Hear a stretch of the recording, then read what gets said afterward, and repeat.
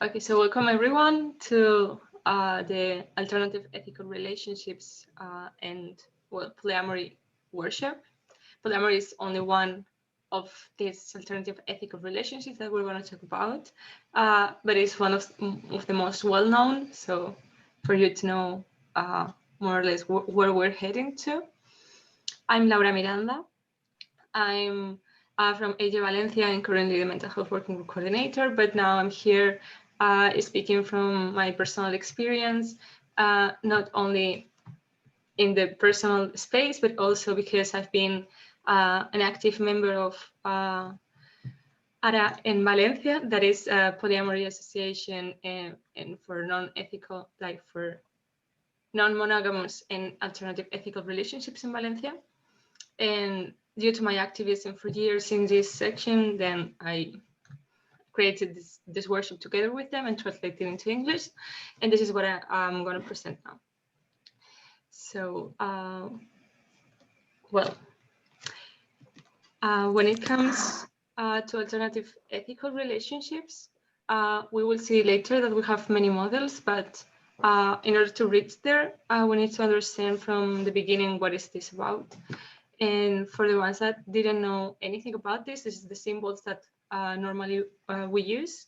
And these are the ones that you can see in pride marches and in blogs talking about this and Instagram accounts talking about this. There are many other designs that people are starting using this year because this is not representing the whole spectrum of non-monogamy. This is just for polyamory, and many other options exist. So, well, these are the ones that you're gonna see the most, but not the only ones that exist. So, what are we doing here with all these alternatives? Well, we're trying to call the hegemonic system into question. And when we say hegemonic system, we are talking not only about the sexual parts of it, but also the social side, the emotional, and the structural.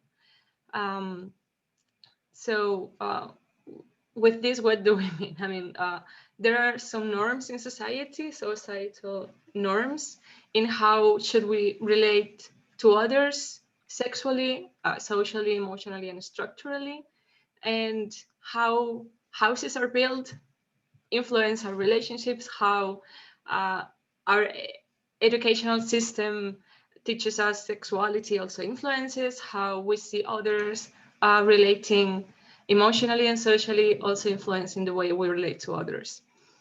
And there are some norms that come from the society, not necessarily be explicit ones. There's not like a document that you sign up with when you're young and say that you're heterosexual or not, but in our daily lives, there are some things that are more shown and some things that are hidden. Like sexually, we can see that from our childhood, we have been asked, hey, who is your girlfriend if you're a boy? And who is your girlfriend if you're the other way around, whatever.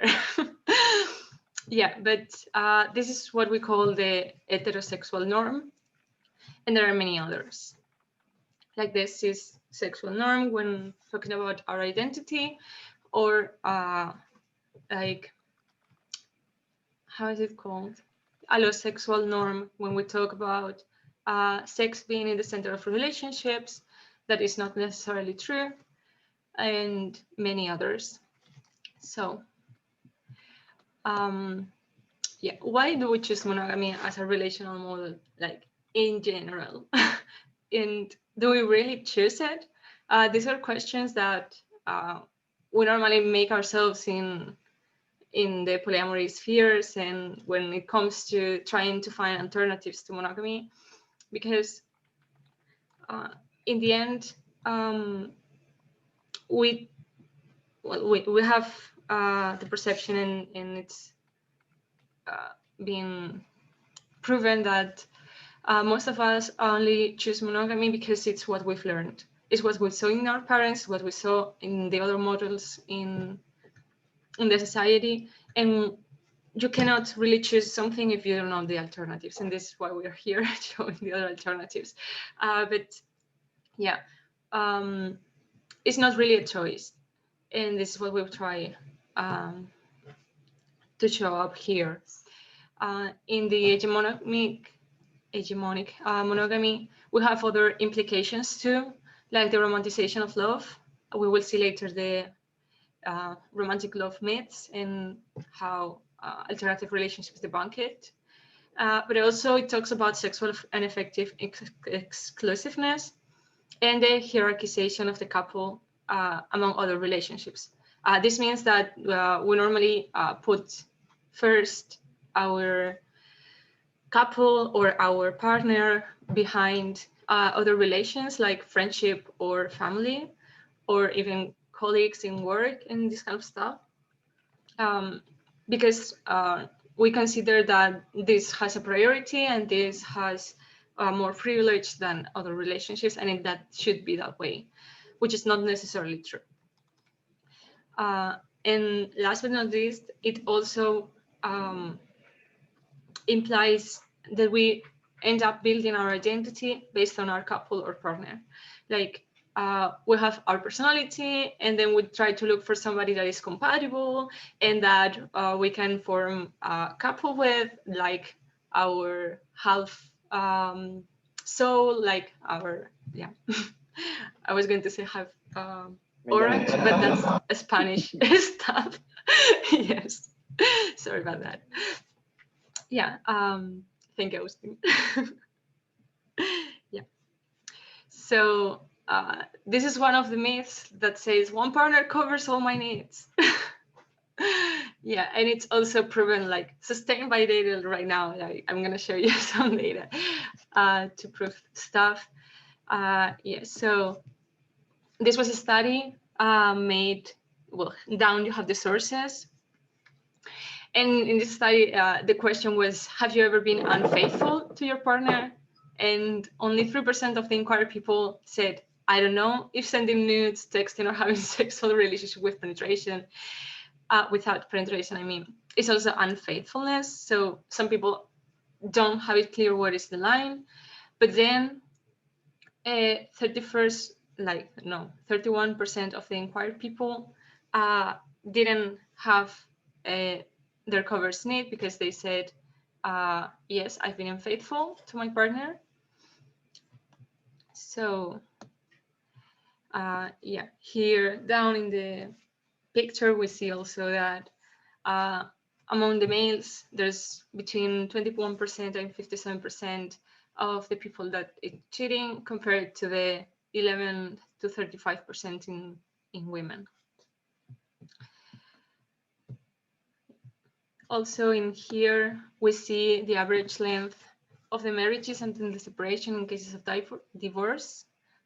Okay, so this is in Spain, but yeah, you can try to look for other studies in your countries, and I think it will be, like, maybe not exactly the same, but relatable.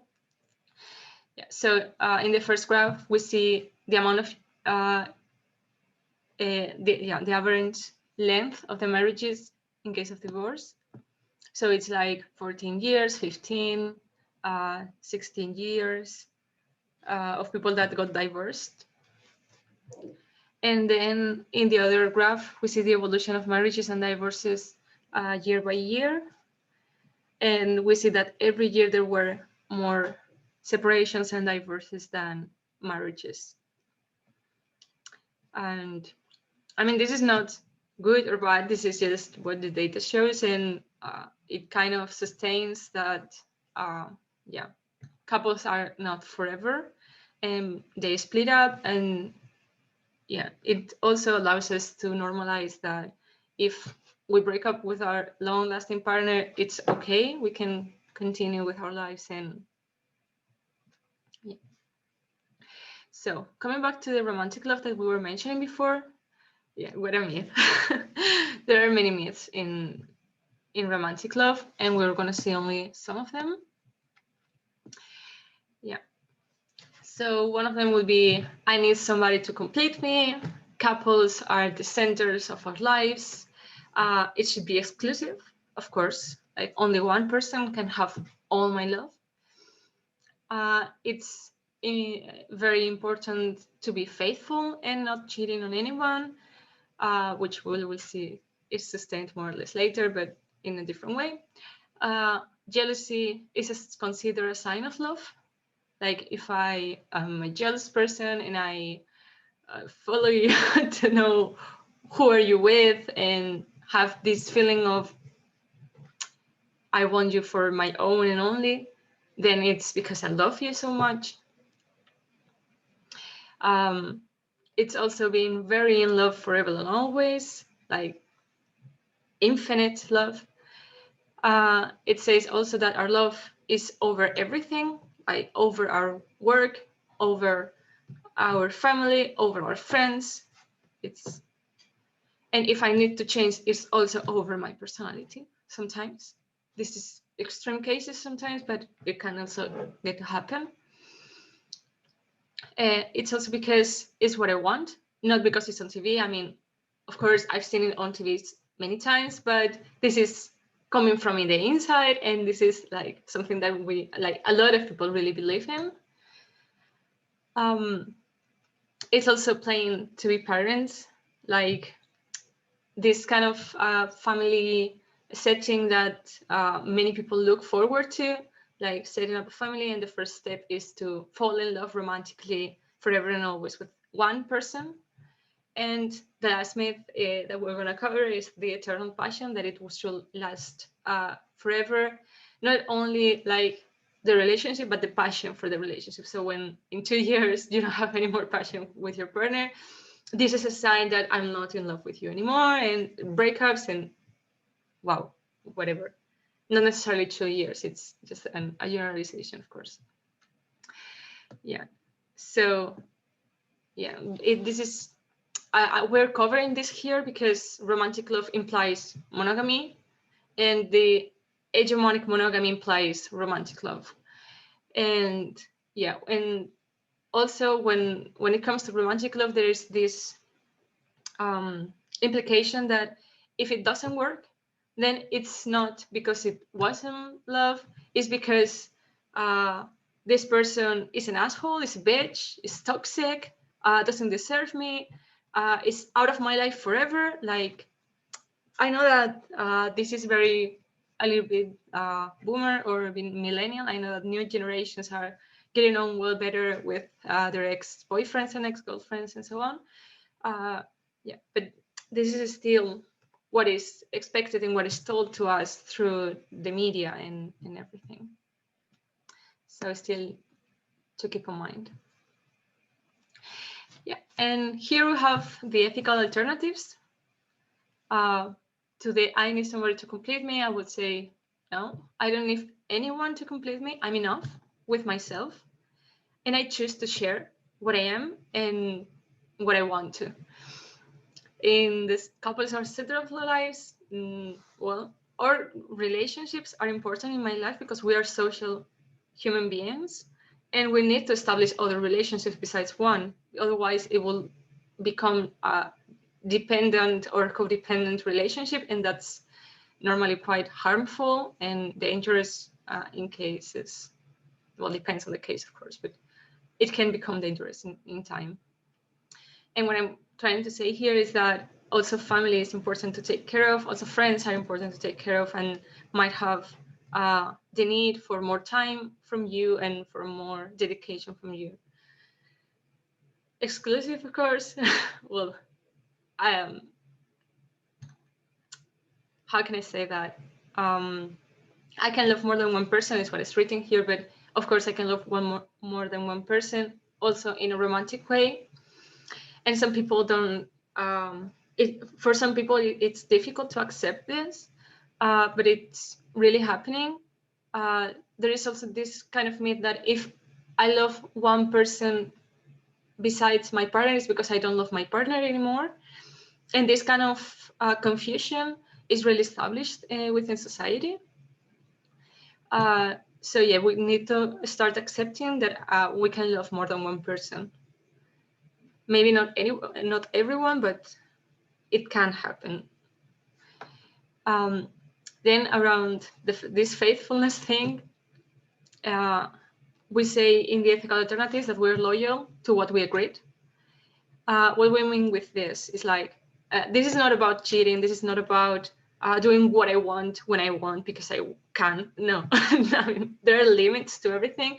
And this is what we call emotional responsibility and effective responsibility. And it's what we agree with the person that we're having our relationship with. I mean, if we agree that I can have sex with who I want and no limits, then this is an agreement. If we agree that, okay, you can have sex with anyone that you want except for my best friend or except for my ex-boyfriend or this kind of stuff, these are also limits. And be faithful would mean to do what you agreed with the person you're with. Yeah, we can go deeper into this, but it will take forever, so I'm going to go to the next one.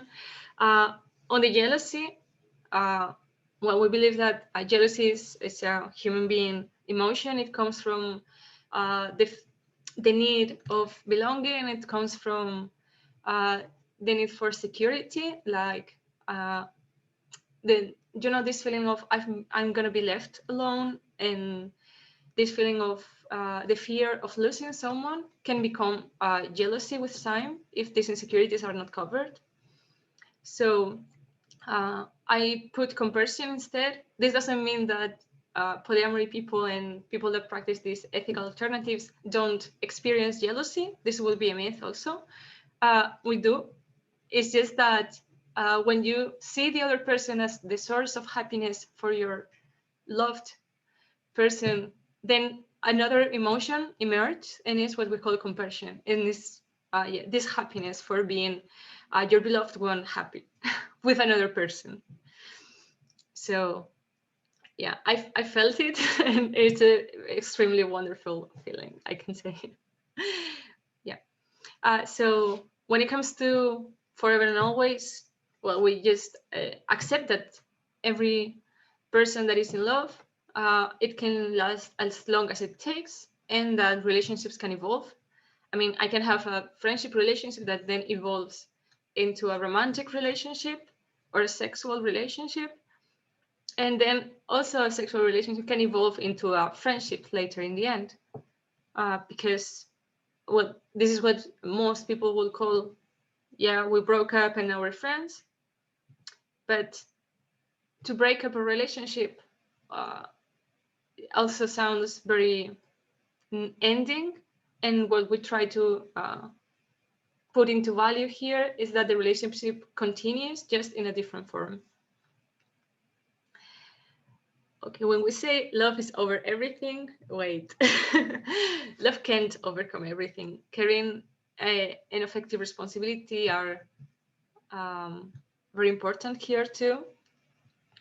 And this caring and effective responsibility also extends to your friends and to the other relationships in your life, your family, your co-workers. I mean, if you agreed with some friends that you were having a meeting or something, you cannot just cancel everything because your partner wants you there, or these kind of things. Like, it's not responsibly, effectively, responsibly, or whatever. Yeah, sorry for my language, it's not always perfect. Yeah, so when it comes to, yeah, it's what I want, not because it's my only option.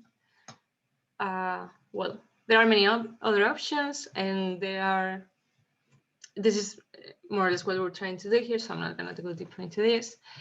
And instead of playing the partner's role, we want to build up support networks.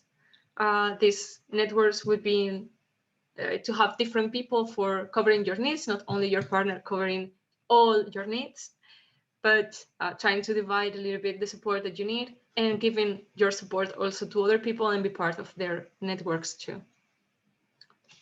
And when it comes to the eternal passion, well, we need to accept that passion doesn't last forever. This is a chemical also side of the relationships. It can come back, of course, but we try to look at it as mates of life. Like I choose to live my life together with this person or with the other person, and we're all mates and we support each other, and it goes together with the support network. Okay, if any of you have any question, feel free to open your mic, interrupt me, and yeah, and this kind of things.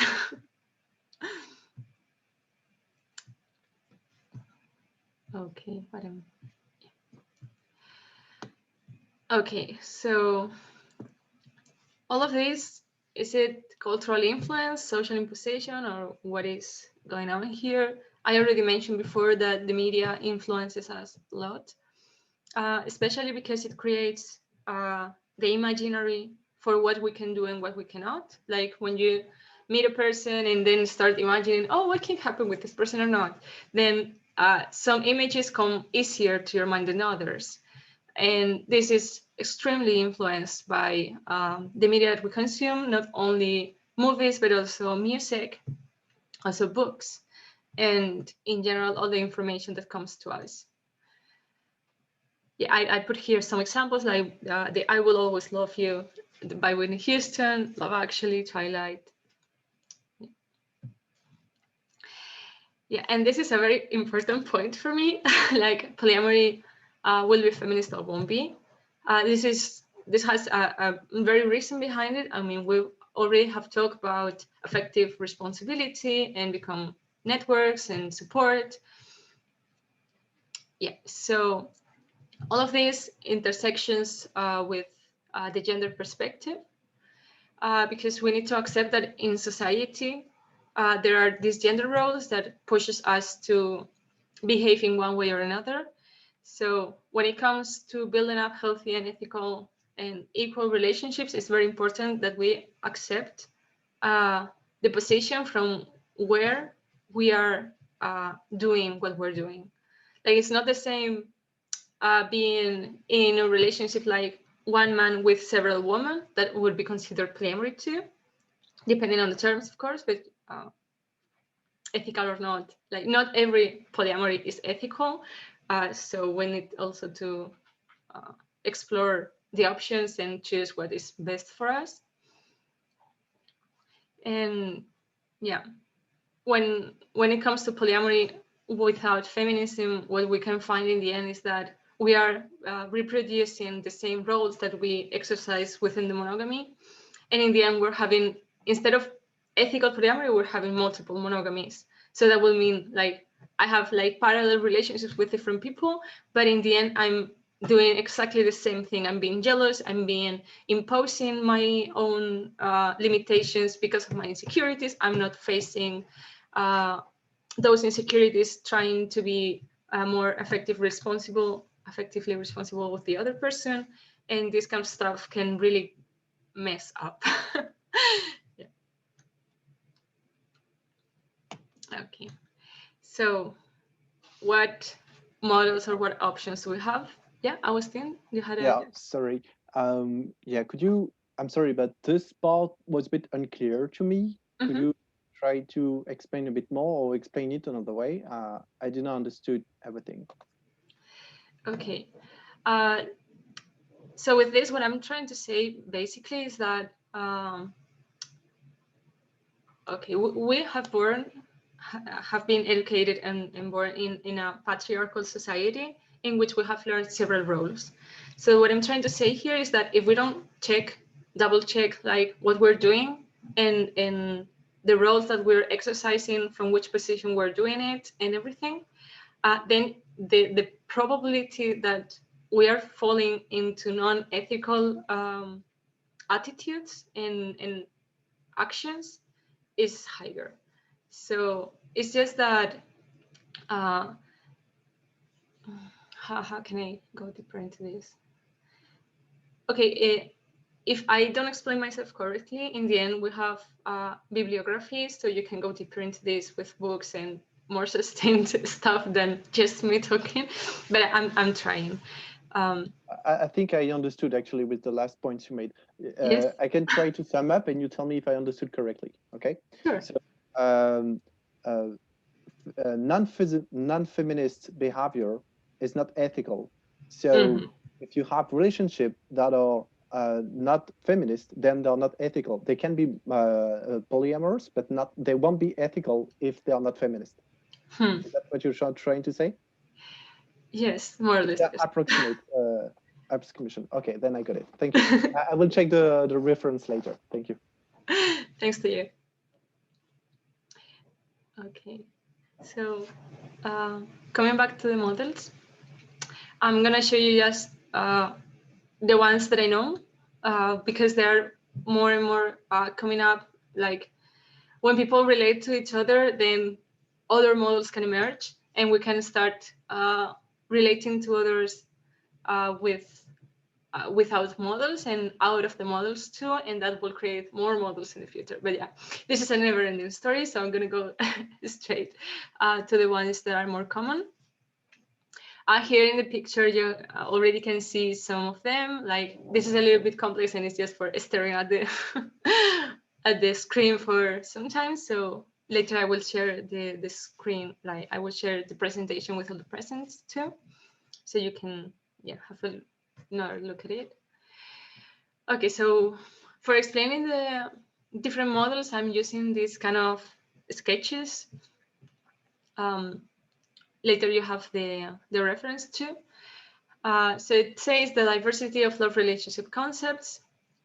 Yeah, so this is one person in the middle loving Alex and Kim, and the different options for managing that love for both people that can be found here. So on one hand, there's this idealized monoamory.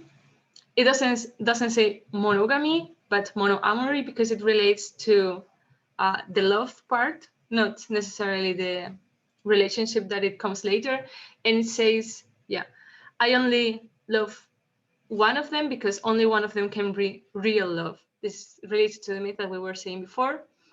So I have decided for Alex, and I will forget about Kim. So this is what we call like choosing. You need to choose one. Okay, then we have the cheating.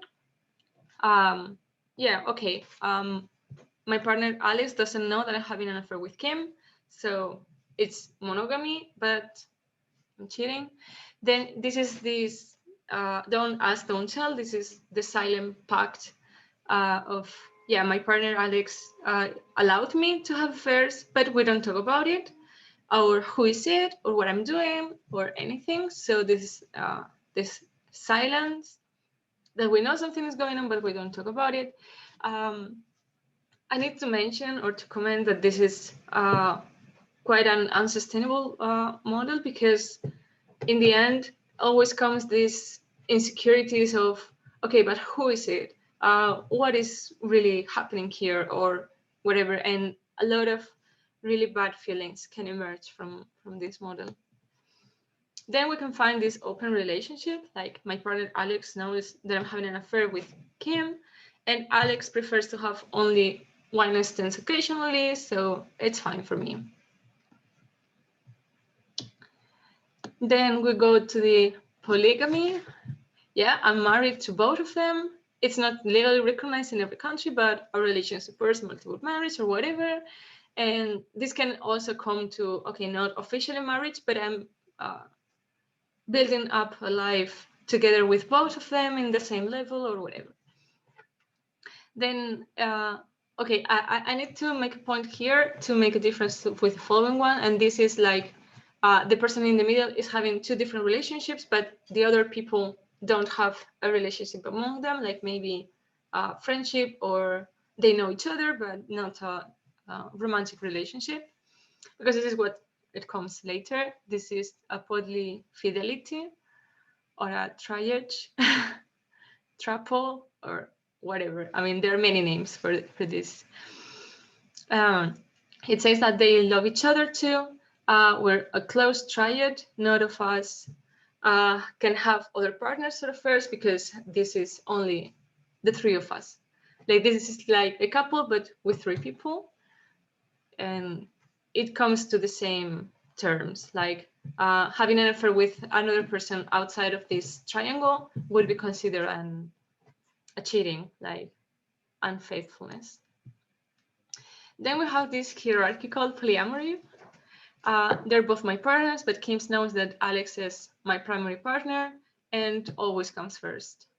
Some years ago, when I started with all this work, this was a totally valid model, and for some people it still is. There are still yet some discussions around the ethics surrounding this model, because putting always first one person can also lead to oppressing this third person and making decisions without their consent. So it should always come into terms with this third person and including this third person into the contract and into the agreements and how the relationship is going to evolve in order to be ethical. I mean.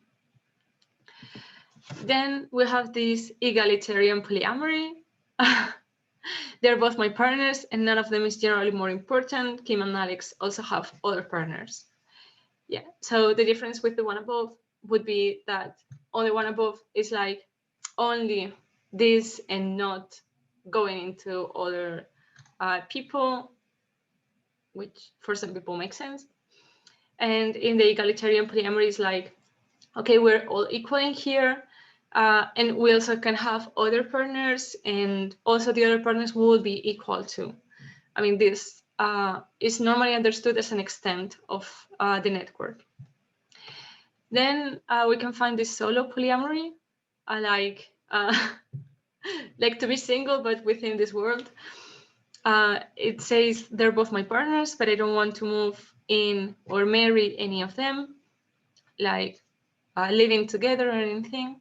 I need a lot of autonomy and time and space for myself. In my personal point of view, it can be totally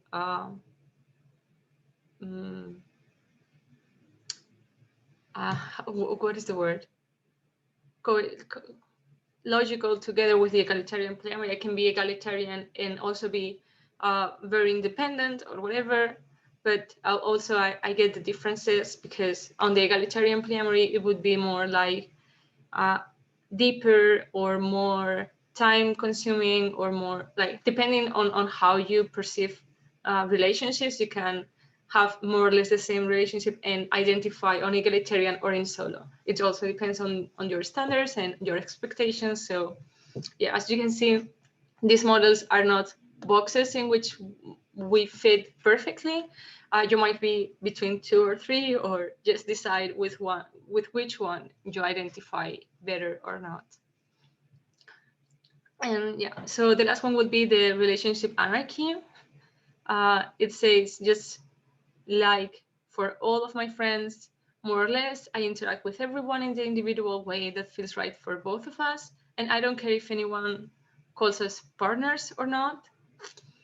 So yeah, this is kind of the basic notions of the relationship anarchy, but actually this is a model that goes more in the political spheres. It goes very against of the hierarchy the relational and social hierarchy that we live in the society that puts the couple first always. And it goes really against of that. So this kind of model, what it says is that every relationship is important, and that we should not put our sexual partners above our affective partners that would be considered friends in right now society, and that it all should be a network and we all support each other and yeah, this kind of stuff. It also goes very against of how the structure of society is built, like for example laws that are made up for marriages, like for example if you're married with one person but then you have a relationship with other to the first person, if that person goes to the hospital and is very ill, something like that, and all the family is allowed and you are allowed because you're married, but you won't be allowed with the other person because you are not married, even though you have the similar relationship with them. So this kind of laws, also what is considered a nuclear family, what is considered, I don't know, even in how our cars and homes are built up, we have like this room for the matrimony, like, no, for the married couple, like whatever. My English is getting broken more and more. Yeah, but there's always this room for the couple and other rooms. But the main room is always for the couple, and it's only for 2 people. Like beds are for 2 or for 1, but never for 3. Why? Cannot 3 people sleep in the same bed? Like, yeah, and the same happens with cars. Like they're all built up for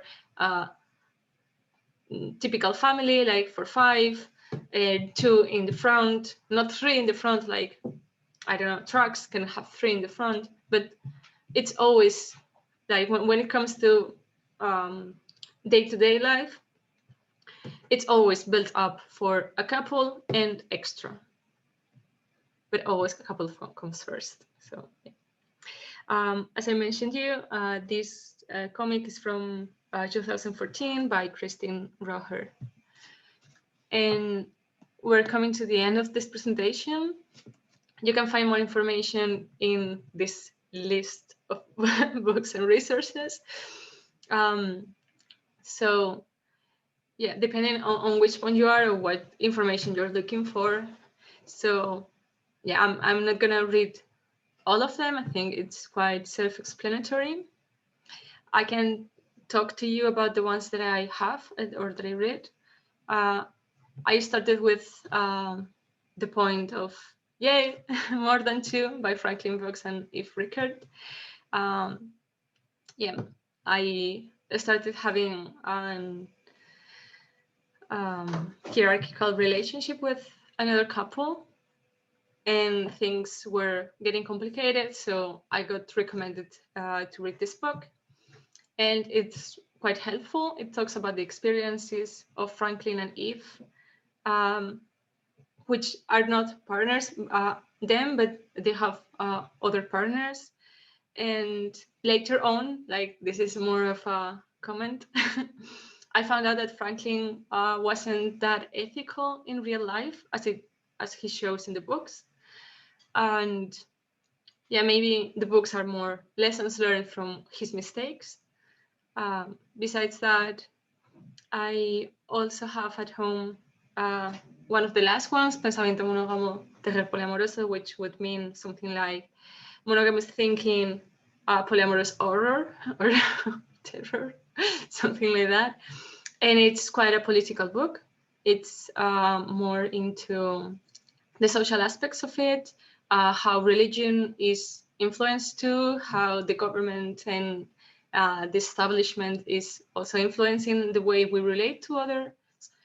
And as far as I know, it's only in Spanish at the moment because Brigitte, she's a Catalan writer. And for the people that don't know that much and want to explore a little bit more, the first book that always comes to your hands is Ethical Slut by Dossie Easton and Janet W. Hardy. And if you don't have that much time for books, then you can go to the comics of Kimchi Cuddles. Or then you have also some blogs like Golfos con Principios in Spanish by Miguel Bagalume. He is one of the founders of Polyamor Madrid, like the Polyamory Association in Madrid. And then is also More Than Two. It's also by Franklin Vox, and this is in English, so it's more accessible to international colleagues. Yeah. So this will be it. I'm having this question if you have a YouTube channel to recommend. No, I don't consume that much YouTube, sorry for that. But I'm sure if you try to look for it with these references, you can then start finding people that talk about it based on this reference too. Yeah. If you find some, please tell me and I will add it here. Okay. So that would be it. Now I'm going to stop the recording. Recording, where is recording? Pause, record.